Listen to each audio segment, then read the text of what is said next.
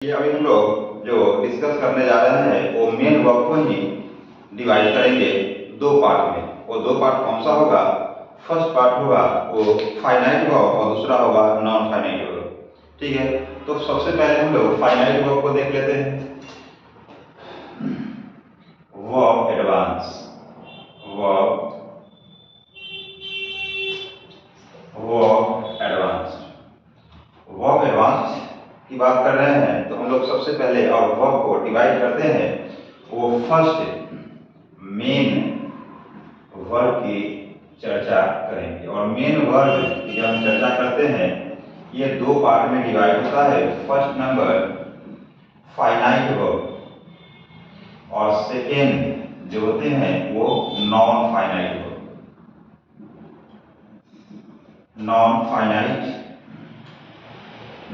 Finite verb, ठीक है।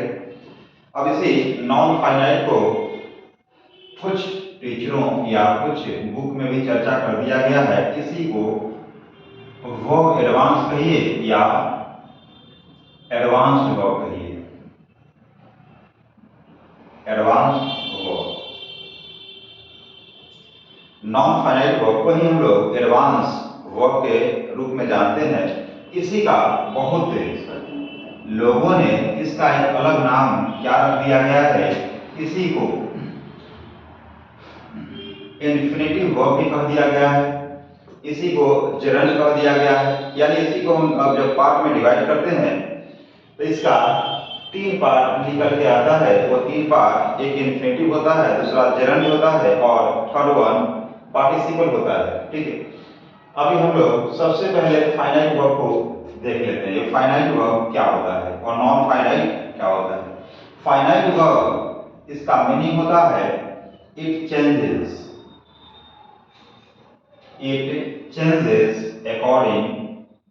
according to the subject of the number, according to the subject of the number or tense। ये subject और tense के according change करता है, उसी को हम लोग क्या बोलेंगे? Finite verb.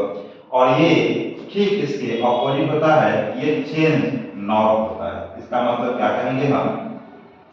डज या डजंट चेंज, ये चेंज नहीं होता है। यानी फाइनाइट वर्ब की जब हम बात करते हैं तो ये सब्जेक्ट के नंबर या टेंस के अकॉर्डिंग ये चेंज होता है। और सेकेंड वन जो हम बात कर रहे हैं नॉन फाइनाइट, ये सब्जेक्ट या सब्जेक्ट के नंबर या टेंस के अकॉर्डिंग ये चेंज नहीं होता है। ठीक है, इससे क्या पता चल रहा है? ये फाइनाइट वर्ब जो होंगे वो लिमिटेड होंगे, अपने आप में ये सीमित होते हैं। ये किसी का किसी पे इस पे किसी का अधिकार होता है, राइट होता है। ठीक है, लेकिन जब हम बात करते हैं नॉन फाइनाइट वर्ब का, तो ये नॉन फाइनाइट वर्ब मतलब ये अनलिमिटेड होते हैं। यानी इस पे किसी का दबाव नहीं होता, ये फ्री ऑफ मूड होते हैं। लेकिन इसमें क्या होता है? ये किसी के द्वारा प्रेशराइज होते हैं, लिमिटेड होते हैं, वो अनलिमिटेड होते हैं। कैसे होते हैं इसको हम लोग एग्जाम्पल के माध्यम से देख लेते हैं।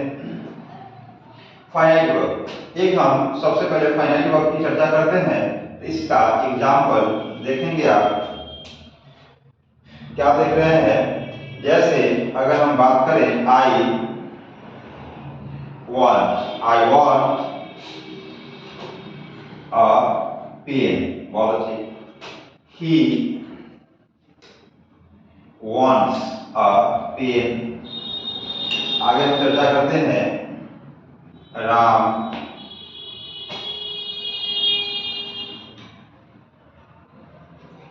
wanted a pen। इस बातों में आप क्या देख रहे हैं कि जब हम want की बात कर रहे हैं सब मेन वर्ब ही है। आगे इसका ऑब्जेक्ट लिखा हुआ है, आगे इसका ऑब्जेक्ट है।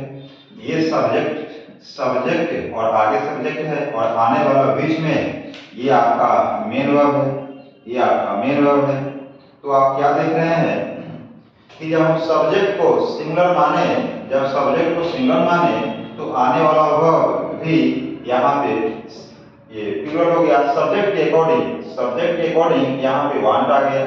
जब हम सब्जेक्ट को रिप्लेस किए ही से तो ही सिंगुलर थर्ड पर्सन सिंगुलर होने के वजह से आगे आने वाला वर्ब क्या हो गया, ये हो गया वांट के बजाय यहाँ वांट्स हो गया।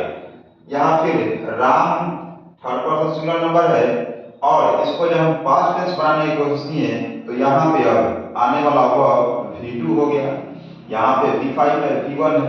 आप देख रहे होंगे कि ये सभी वर्ब आपस में चेंज कर रहा है। किसके अकॉर्डिंग? तो सब्जेक्ट के अकॉर्डिंग। ये वर्ब आपस में चेंज कर रहा है सब्जेक्ट के अकॉर्डिंग, और that verb which is changed according to the subject or the number of subject or tense, it is called finite verb। तो हम इसको क्या बोलेंगे? फाइनाइट वर्ब के नाम से जानेंगे। ये मेरा क्या हो गया? टोटल का टोटल, इसको हम इसी को बोलेंगे फाइनाइट वर्ब। अब यहाँ से एक बात समझ में आया कि किसी भी सेंटेंस को बनाने के लिए हमें एक फाइनाइट वर्ब का होना आवश्यक है। Without finite verb we are not able to make any sentence, यानी एक भी सेंटेंस में उसे मस्ट है, मतलब सेंटेंस मस्ट है फाइनाइट वर्ब। एक सेंटेंस को बनाने के लिए, फॉर्म करने के लिए हमें फाइनाइट वर्ब की जरूरत पड़ता ही है। दूसरी नंबर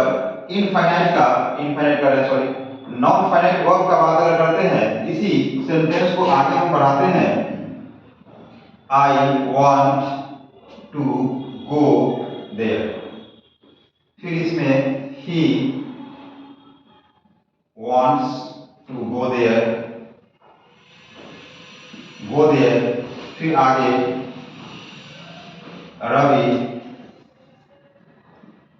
wants या wanted कर देंगे हम, wanted to go there। आगे हम फिर इसी रवि को हम एंड से जोड़ देते हैं और रवि और राजन want to go। आप क्या देख रहे हैं यहाँ? इसमें फिर सेंटेंस एज इट इज है। अब यहाँ फिर सब्जेक्ट को हम सिंगुलर मान लिए, आई के अकॉर्डिंग आने वाला वर्ब मेरा फर्स्ट फॉर्म हो गया। फिर ही के अकॉर्डिंग जब हम यूज कर रहे हैं तो वांट न होने की वजह से क्या हो रहा है? वांट्स हो जा रहा है। यहाँ पे वर्ब V5 हो गया। फिर आगे Ravi third person singular number, हम पास्ट टेंस बनाने की कोशिश किए, आने वाला वर्ब क्या हो गया? V2 हो गया। फिर रवि को और राजन को, यहाँ पे एक नाम है, वन सब्जेक्ट है, सिंगुलर हो गया। जब हम कंजंक्शन लगाकर जोड़ने की कोशिश किए रवि और राजन को, हमारा सब्जेक्ट जब प्लूरल हुआ तो दोनों की वजह से आने वाला वर्ब प्लूरल हो गया, फर्स्ट फॉर्म ऑफ वर्ब। तो आप क्या देख रहे हैं? फिर यहाँ वर्ब जैसे वो वन यहाँ पे चेंज कर रहा था, फिर यहाँ भी चेंज कर रहा है। ये it means it is changeable, they are called finite verb. हम यहाँ भी वांट को क्या बोलेंगे? फाइनाइट वर्ब बोल देंगे, यानी चेंज कर रहा है। लेकिन एक गौर से देखें, टू गो की जब बात कर रहे हैं, टू गो, ये टू गो जब हम सब्जेक्ट को चेंज कर रहे हैं, टेंस को चेंज कर रहे हैं, जो वर्ब चेंज कर रहा है finite verb, that means they are able to change, they deserve changing, it is called finite verb. and that verb that does not deserve to change, it is called non finite verb। आप देख रहे हैं to go में कोई changing नहीं हो रहा है, टू गो में कोई चेंजिंग, कोई बदलाव नहीं हो रहा है, टेंस भी कुछ भी हो, मेरा आने वाला फाइनाइट वर्ब के बाद जो आने वाला वर्ब है वो एज इट इज है। जब एज इट इज है, इसी को हम क्या बोलेंगे? Non finite verb. इसी को हम बोलेंगे नॉन फाइनाइट वर्ब, इसी को बोलेंगे हम non finite verb. Non finite verb क्या बोलेंगे हम? Non finite verb. Non finite verb. तो बस आप याद रखें इस चीज को कि जब भी किसी सेंटेंस को फॉर्म करना होगा it must be one finite verb. So there is no need of any non-finite verb in any sentence.